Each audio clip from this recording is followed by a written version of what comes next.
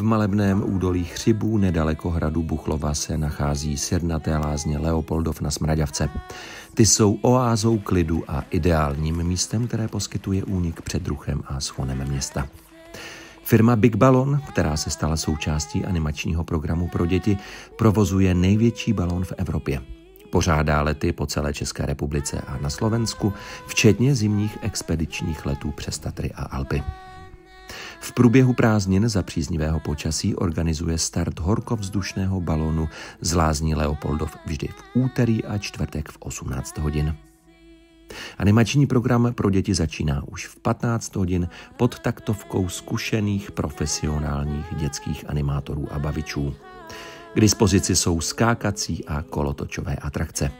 Děti si také mohou užívat malování na obličeji, dětské třpitivé tetování a další vychytávky. Firma Big Balloon, společnost s ručením omezeným, se přidala ke sbírce pro postiženou malou holčičku Elinku ze Zlína, která trpí spinální svalovou atrofií. Každý příspěvek do kasičky pomůže Elince zmírnit tuto nevyléčitelnou nemoc. Bližší informace budou poskytnuty na místě.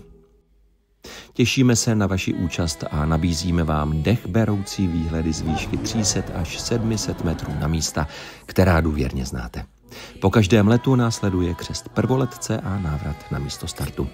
Využijte této jedinečné možnosti a dopřejte vašim dětem i sobě nezapomenutelný zážitek a krásně prožité odpoledne.